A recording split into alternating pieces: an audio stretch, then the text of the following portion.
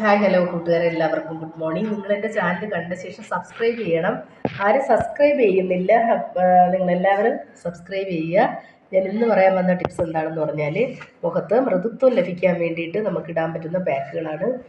എന്താണെന്ന് പറയാം.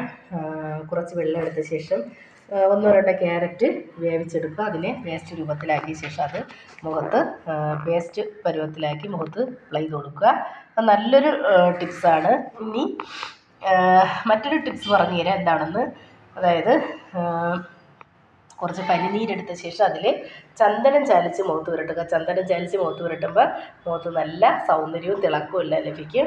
ഇനിയൊരു ടിപ്സ് എന്ന് പറയുന്നത്, തുളസിയിലയുടെ നീരെടുത്ത ശേഷം അത് മുഖത്ത് അപ്ലൈ ചെയ്ത് കൊടുക്കുക. തുളസിയിലയുടെ നീര് മുഖത്ത് അപ്ലൈ ചെയ്ത് കൊടുക്കും. ചിലർ വിചാരിക്കും അത് മുഖം കറുത്തു പോകുമെന്ന് വിചാരിക്കും. പക്ഷേ മുഖം കറുക്കത്തില്ല. ചർമ്മത്തിന് നല്ല ഗ്ലേസിങ്, നല്ല ഭംഗിയും ലഭിക്കും. അപ്പോൾ അത് ചെയ്ത് കൊടുക്കുക.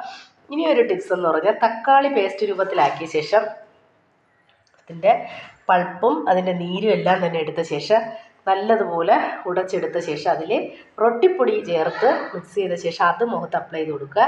അത് ഏറ്റവും നല്ലൊരു റെമഡിയാണ്. ഇനി ചെയ്യാൻ പറ്റുന്നത് ഒരു ഫേസ് പാക്ക് എന്ന് പറഞ്ഞാൽ വരണ്ട ചർമ്മക്കാർക്കുള്ളതാണ്.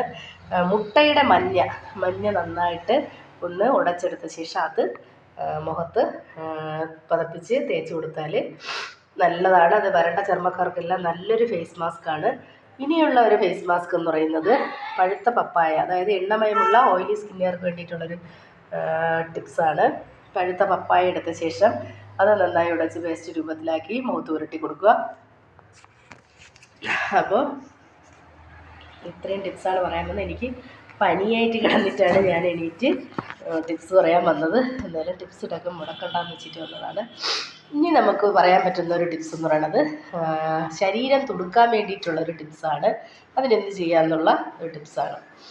തെങ്ങിൻ്റെ കൂമ്പെടുത്ത് അരച്ച് പേസ്റ്റാക്കി അരച്ചെടുക്കുക.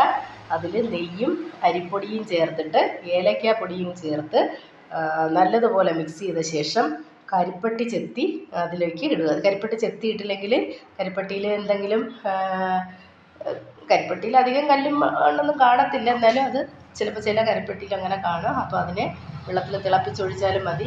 തിളപ്പിച്ച ശേഷം അരിച്ചെടുത്ത് കരിപ്പട്ടി കാച്ചിയ ശേഷം അരിച്ചെടുത്ത് യൂസ് ചെയ്താലും മതി. അപ്പോൾ അതിനെ കരിപ്പട്ടിയും ചേർത്ത് അത് കുറുക്കിയെടുക്കുക. നല്ലതുപോലെ കുറുക്കിയെടുത്ത ശേഷം അത് തുടർച്ചയായിട്ട് ഒരു 10-15 ദിവസം കഴിക്കാമെങ്കിൽ എത്ര മെലിഞ്ഞിരിക്കുന്നവരും നല്ല വണ്ണം വയ്ക്കുന്നതാണ്. അപ്പം വണ്ണം വയ്ക്കുന്നതിനുള്ള ടിപ്സാണ് പറഞ്ഞത്. അപ്പം എൻ്റെ ചാനൽ എല്ലാവരും സബ്സ്ക്രൈബ് ചെയ്യുക. ബാക്കി നാളെ കാണാം. Okay, by.